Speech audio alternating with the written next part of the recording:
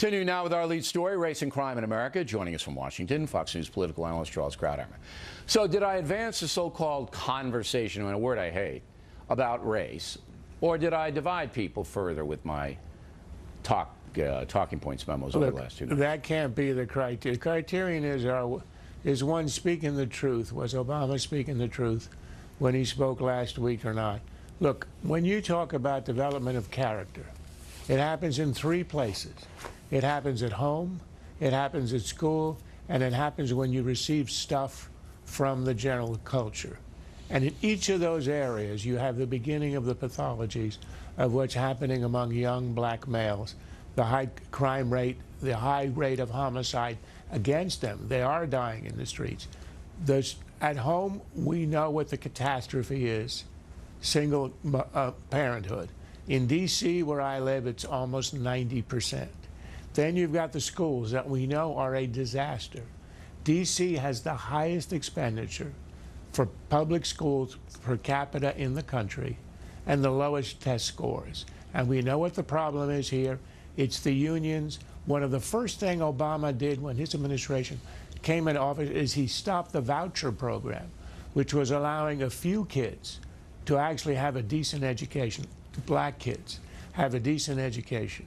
2 of them, in fact, were in his daughter's school, a very high-class private school. And the last influence, as we all know, is the culture. And we all know of the sick, misogynistic, angry messages that a lot of kids, white and black, absorb from the general culture. All right. So that's the root of the problem. What are we to think, then, of President Obama, Sharpton, Jackson?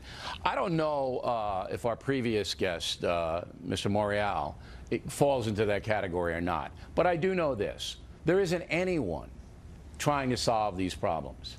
They want to have a conversation. They want to BS about it, okay?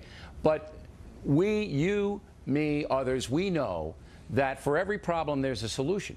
But the solutions are to get tough and to call people out. I don't agree with that. Not all problems have a solution.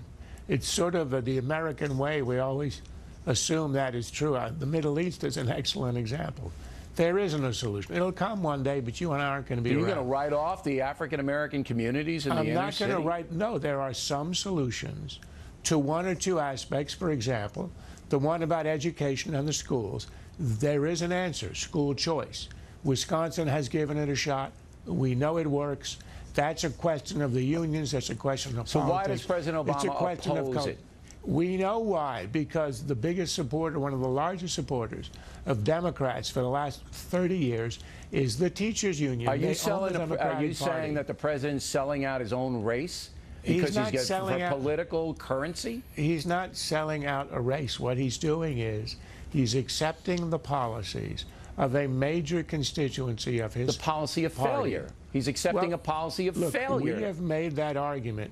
When it comes to the other part of it, though, the part about the family, you don't have a solution. Even you don't have a solution. Well, if everybody would rise up and say, come on, peer pressure might turn around. You mean a conversation, Bill? No, I'm talking about public service announcements from these rap people. On, Bill. Just ram it down their throat. Have people go in. We have had public service announcements on drugs for 50 years. It doesn't accomplish anything. It gives you a sense, well, perhaps we're doing something. Some problems do not have easy solutions. If peer pressure were to go against this catastrophe of single parenthood, if peer pressure, I mean, from people that like Jay-Z and these people, or who exploit the situation to get rich. If that were turned around, I think it would have at least some benefit. But you're writing the whole culture off right now. I'm not writing them off. I'm saying that some problems are cultural, generational, and will take a long time to change. Dan Quayle raised the issue you raised, the Murphy Brown case, of the way that the rich white Hollywood celebrates single mothers. That's lovely if you have a lot of money and you're famous and you're an actress and you're on television and you're fictional. It isn't a funny story. It's a tragedy if you're young and black. So this problem is not new. Some of them have a solution. The others are required. a change in the culture that will require a generation. All right, but And I you think have we got to face that start to fact. speak out about what the root causes are and stop all this diversion crap that they're trying to pull. That's just a conversation. Yeah. I'm sorry. There are policies and there's talk. I'd rather do the policies. Start with school choice. Let's make a difference there. All right, Charles.